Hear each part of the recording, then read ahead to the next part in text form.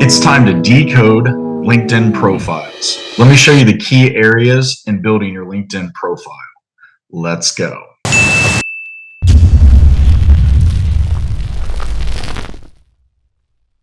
I'm Mark Perone with Rethink Revenue. We are a marketing and sales consulting company. I focus on data-driven selling. Today in my room, I'm going to be going over how to build an impactful LinkedIn profile. I'm going to highlight a couple functional areas that help you with your SSI score. That's the rank of what you look like on the LinkedIn platform. And we're going to go through and kind of give you some background on what some of the elements, the fundamental elements of building your profile look like. Does everybody know what an SSI score is on LinkedIn? No. New? Okay. Let me give you the link to it and I will show you how to start. What is this? Let me get rid of this. What's yours, Mark? What's that?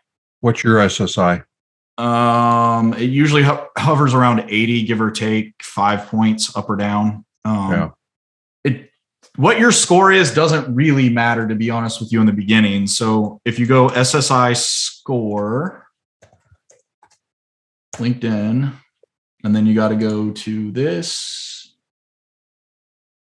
and I'll give you guys this. So in the chat, I'm going to drop this little page. So you'll go to that page and you're going to go get your score right here. Okay. So when you hit get your score, it's going to go to your profile and then it gives you feedback around what your score is. Okay.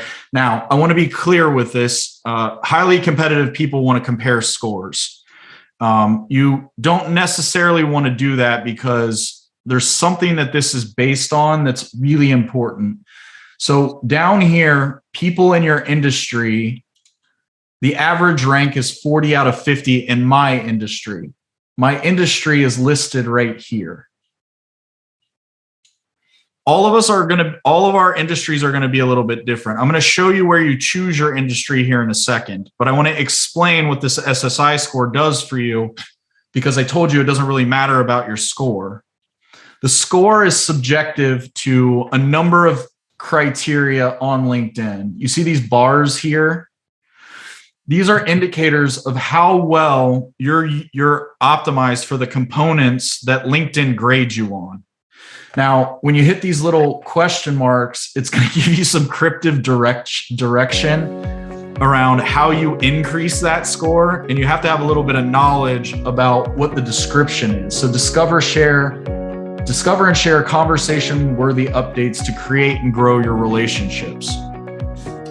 Somebody who's not familiar with the platform, almost on the algorithmic level, that doesn't make sense.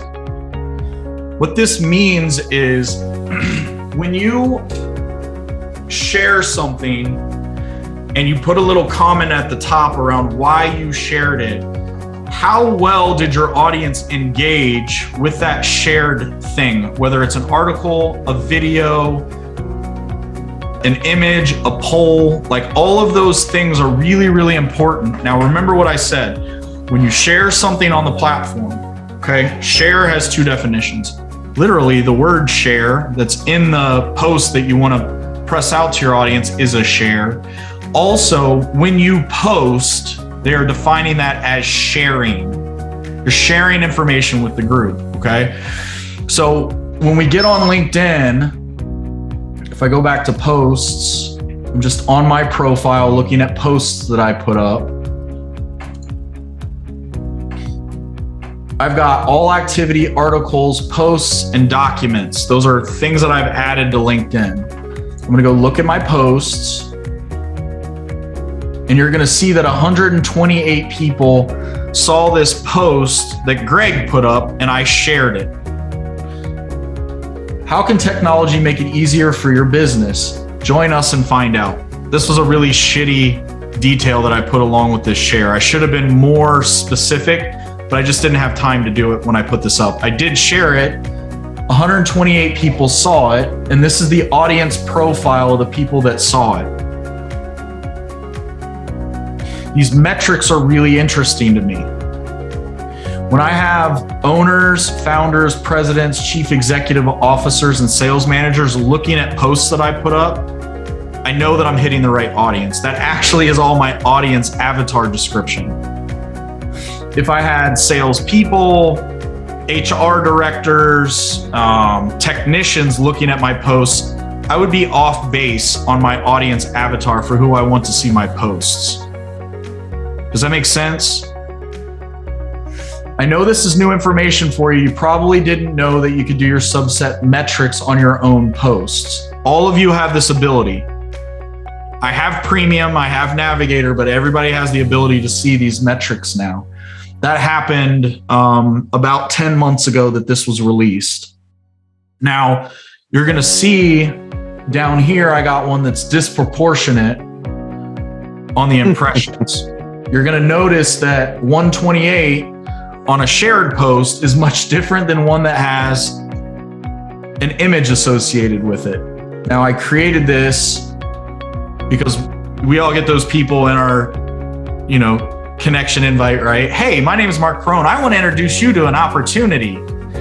All I do is just send this back to them. I don't even comment anymore. I use this image and I literally just put it in the chat and I don't connect with them and I move on. That's what the comment was about this post. I created this meme for this illustrated point, right? So what happened here is it got shared. A bunch of people engaged with it very quickly. And now if I go look at my metrics, software engineer is not somebody that I really want to target. I can't have conversations with software engineers. I'm not that guy. Like if it was Tabitha, she'd love that. If it's me, I want these guys. I want the business case users. I don't want the smart detail people. I can't sit in a room with them for very long anyways. The concept of understanding who your audience is really important. The object of posting on LinkedIn is finding an audience. Okay, so I'm gonna go back to this social media selling index. You'll notice in my network, I'm top 2 at a 70% rating. If I go up to the 80, I end up in the top 1%. I don't really give a shit about how good my score is on here because I use LinkedIn for testing my content. I don't really connect as much as I used to on here. It's a little bit different strategy, but you can use the LinkedIn platform for a lot of different things. So the SSI score piece has a bunch of other criteria. I'm not going over SSI score criteria today and how you improve this. I just want to give you some examples of why it's beneficial. What I am going to talk about is this right here, your industry. Okay, so on your profile, when I go to my profile, I got this little pencil right here. This pencil is really important. The second thing that I want to highlight is edit public profile and URL. Does everybody have their own unique profile URL? Does anybody not have their own unique profile URL?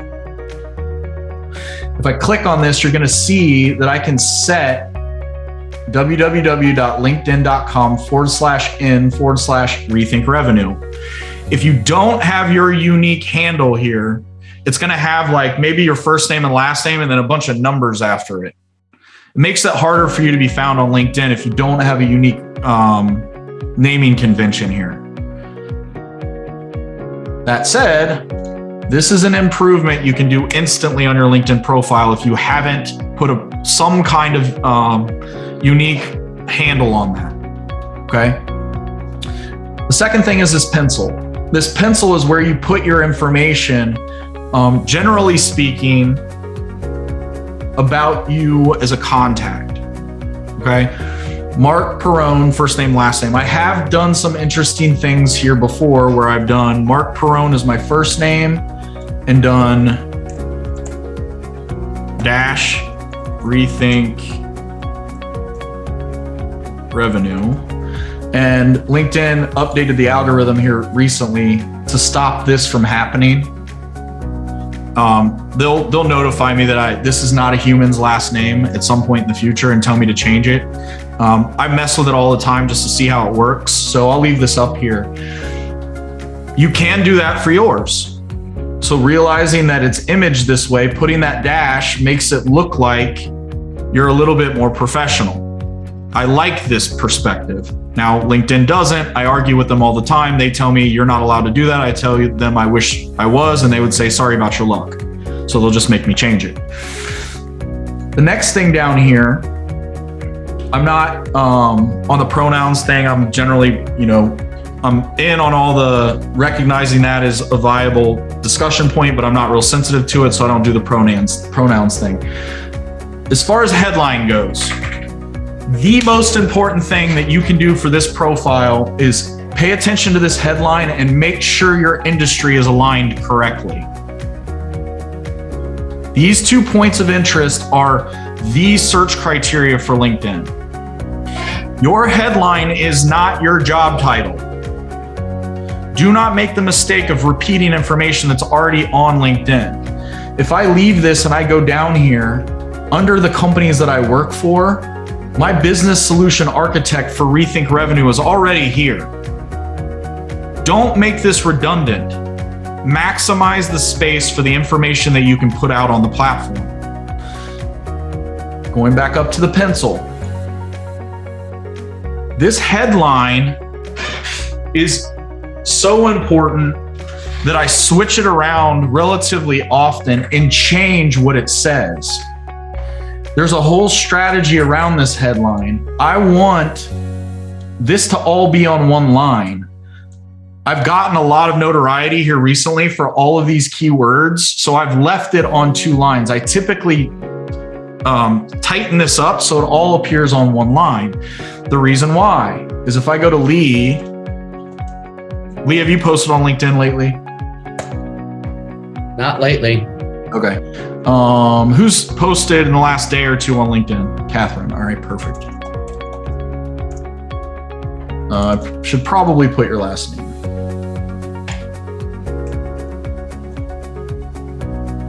And if you want to point out mistakes, I have 2 job titles in my headline. Bad deal. So as far as Catherine goes, mental fitness training is the intentional and focused process. The reason why I said you should try to truncate it down to 1 line is because of this right here. I can't read everything that's in that. It's called a value proposition in reality. It says headline, but it's a value proposition. If I go to her profile and I go look at her last post, under activity, I'm going to go to show activity. I want to see her last post.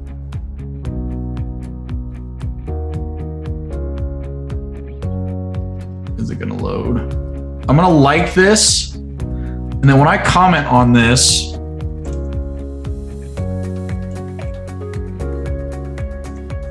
always awesome to see your smile.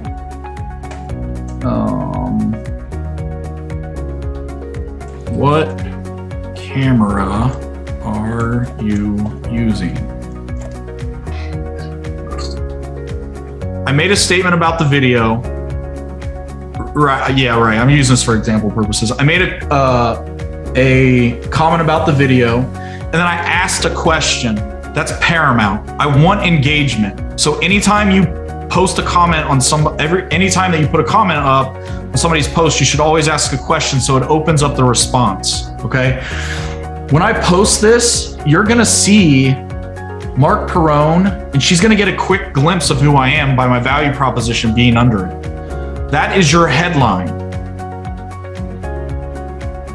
Making this enticing for somebody to click on it is important because it's a snapshot of who you are. She's gonna see my face. I got a collared shirt on. I probably have a suit jacket on. In a 1 second snapshot, I see that. My name is here. My company is now here because I put Rethink Revenue in there. That's also enticing. Rethink Revenue, if she knows what revenue means, right? There's only certain people that do. She might be inquisitive about that. And then she sees implement CRM culture, upgrade marketing and sales, data driven. This was all very intentional. It's geared for my posts and my comments. You guys understand what I'm getting at here? Going back to the concept of my profile, if I don't get a lot of responses, I don't want to do that. If I don't get a lot of responses to that value proposition that's there, I can change this every week if I want to. I went through 6 weeks of changing it every other day because when I was posting, I wasn't getting the engagement I wanted. I was testing and testing and testing to see what I could get reaction to. I didn't do a true A/B test with it because I changed a few things at a time. But generally speaking, making a positive comment and adding a question inside that comment with a value proposition that was meaningful to the people I was targeting became very fruitful. I got buy-in, I got reactivity.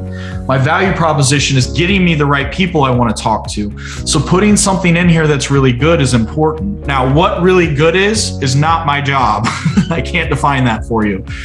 Iris Culp is someone that you could have a conversation about this with. She doesn't see it the same way I do. We have unique perspectives on this. I call it value proposition. She might call it headline. I've never gone through her school. I've never done any paid LinkedIn help, but building profiles is what she does. She can help you with that, okay? The second thing on here that I talked about was the position. The position is important. Knowing what industry you're in aligns you to the rest of LinkedIn. This right here gives you your grading scale on your SSI score. If you've changed industries recently and you haven't updated this, you're doing yourself a disservice. Make sure that you have this every single time you change industries. Make sure you change this on LinkedIn because you're going to change the demographic of the people that are coming to you. Now, I'm working with an HVAC company right now. He is the CEO and partial owner of the company.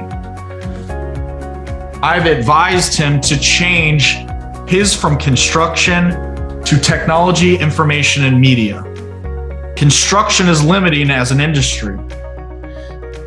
Technology, information, and media has a lot of people on LinkedIn on it. Many people in this industry are on the LinkedIn platform. It's disproportionate to construction. You might have, a few million people in construction where you've got 100 million people in information technology. Managing this very specifically and coming back to it and making constant improvements is the name of the game on the platform. What you want to see is profile views go up. Now, not everybody has this. I have premium. I have an availability to see how my profile views have gone over time. I can see every single person that has looked at my profile in the last X amount of time. Alex Hitt has looked at mine in the last 35 minutes. Addie looked at it 7 hours ago. Somebody who hid their stuff 20 hours ago. John looked at it a day ago. I have premium so I can see this. The idea is that you start to get influence, you start to get notoriety from people that are looking for others that have commonality with them. Your first name, last name with your job title, value proposition underneath it is going to be paramount in that search. In the open search, somebody types in CRM, I want to rank for this. If we get closer to it, if I did CRM, and I'm actually doing a search literally right now to know, if I do CRM, location, Dayton, Ohio, I want to start to rank for this. If this person comes up and they get searched for, I want to be in the recommended people also viewed concept of it. This is all interrelated.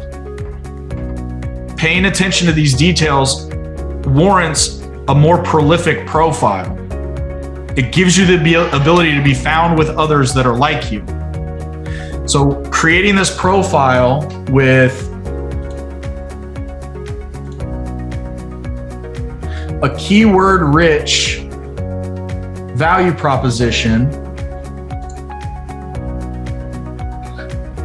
and coming down and doing various activities to increase your visibility. I got to find out where my summary is. I forget where it is now.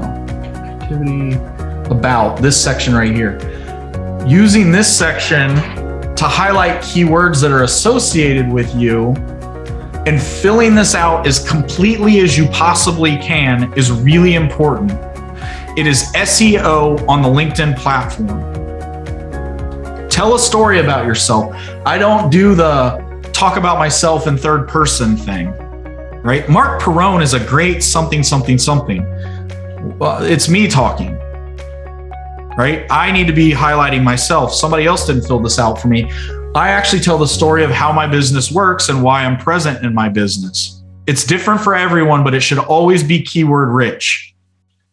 If you focus on your passion inside your business, you will end up with people who are actually, as a human, reading this too, and they're engaged with you. Hey, I saw in your summary that, for Tabitha, you're trying to save kids from getting lost on the bus, right? Giving them a reason to engage with commonality is really, really important. Okay, so does anybody have any questions about any of the stuff that I covered here and why your profile should be maximized? I just have a quick question. So for industry, can you create, so for mine, I'm getting ready to change mine, look like student verification, education, and technology. Would that be, do you have to choose what they have listed, or can you just make lean in on some things that might be your own? So categorically, you have to choose I would choose what's listed. That way you can get a comparative analysis about how other people with the same industry are doing on the platform. Remember, the SSI score is the thing I started with. Right. Okay. Now, again, the score doesn't matter as much, but indicators of people that are engaged on the platform is associated with that SSI score. The true value of that SSI score is looking at it today and it's 40 and getting it to 70 or getting it to 50 or getting it to 60. Like, that's what you want to see. That way, if you're doing better or worse on the platform compared to your peers. Okay. Mark, sorry, I didn't mean to interrupt you. Are you accessing the SSI, or you're able to access this SSI page because you're on premium? No. Or that link, I put that link in the chat. Everybody has an SSI score. I see. Okay. So go to your score and take a look at it. And then those little question marks there, you could ask questions of people that are on the platform like me. If you want to schedule a one-to-one and say, hey, I don't understand what these two categories are. Can you give me some definition around it? Certainly. That's what we're doing this for. Grow through the struggle. That's why we come to Tech Corner.